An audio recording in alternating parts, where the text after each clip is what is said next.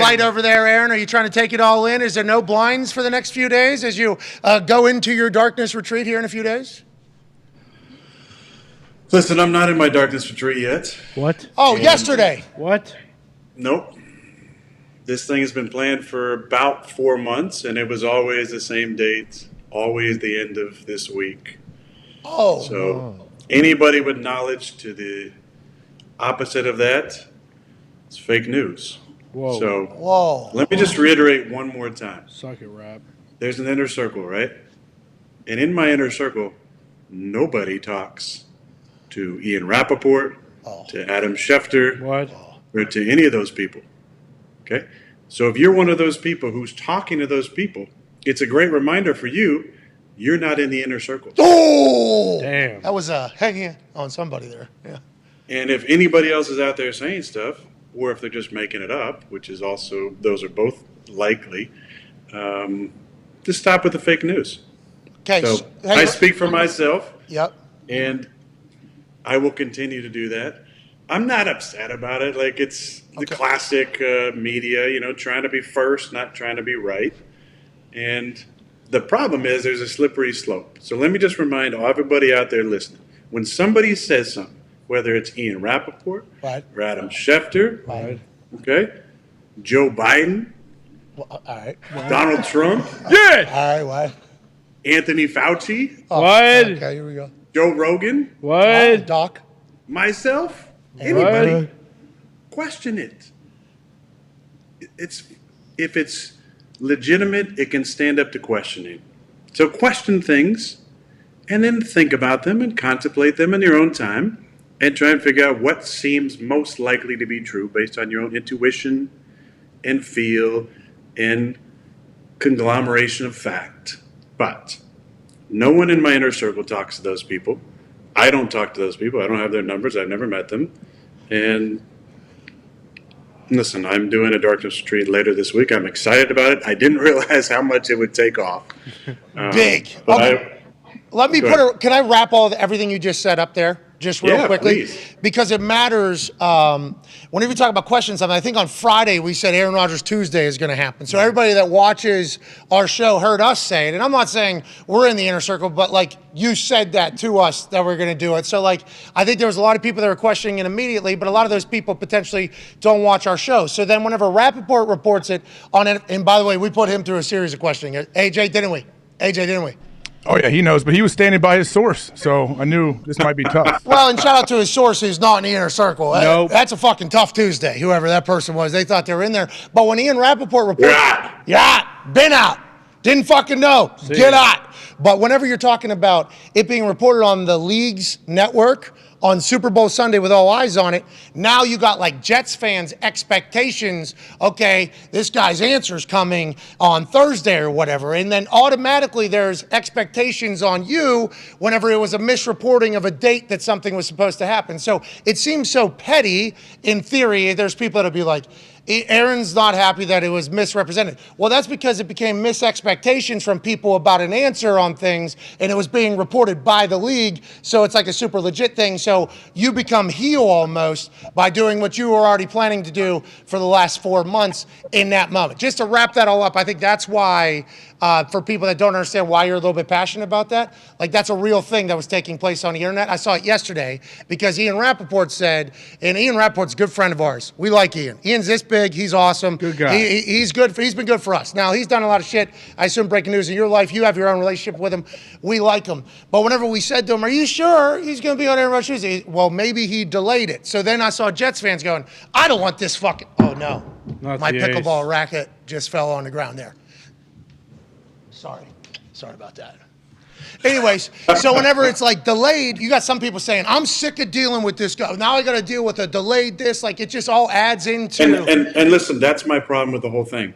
I have no problem with Ian Rappaport, Schefter. I think they really good at their jobs. When it comes to me, they don't know shit. They really don't. They don't have inner source. They don't have people in my inner circle who are sources. I can promise you that. And anybody who would talk to them is not in my inner circle. It's that simple. Yeah. So I've had this planned on the books for 4 months for the same time. And when someone like that goes on and says something that's not true, it creates a story that's bullshit, and it just keeps on going and going and going.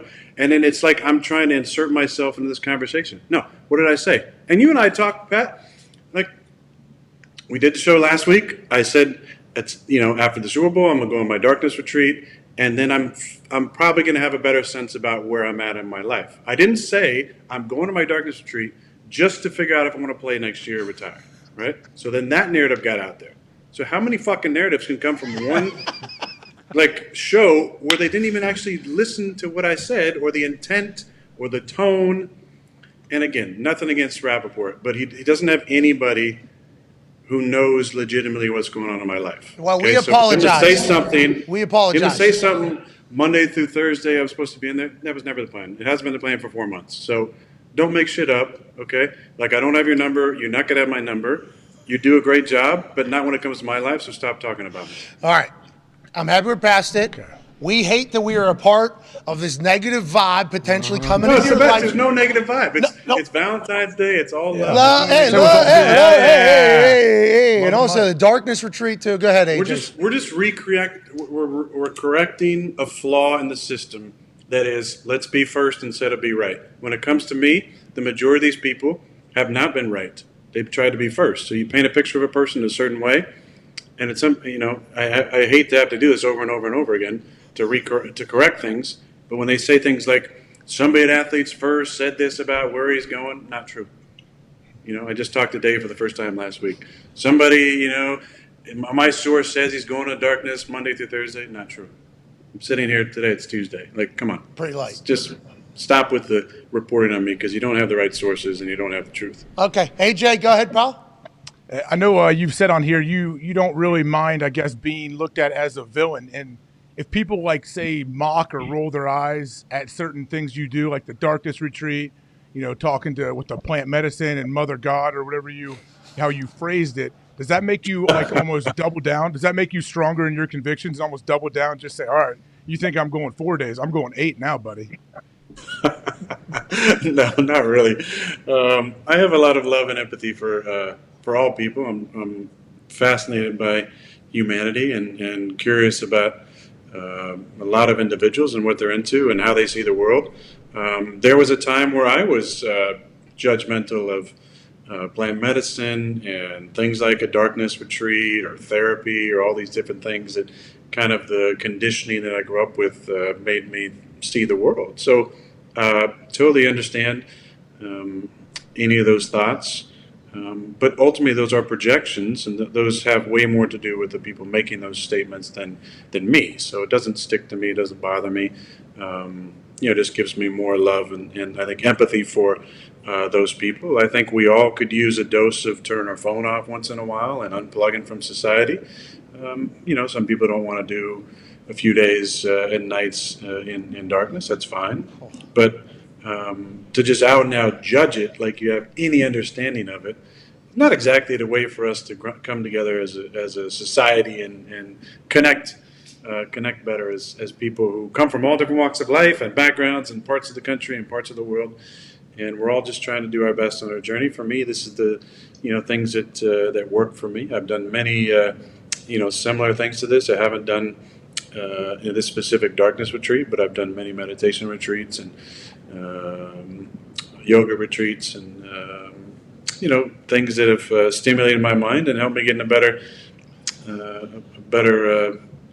headspace and have a greater peace in my life. And I think that should be, it doesn't have to be championed, but it's closer to being championed, I think, than being just ripped apart and judged. I think is probably a better way to view it. First wave, judgment, and then there was a second wave of people going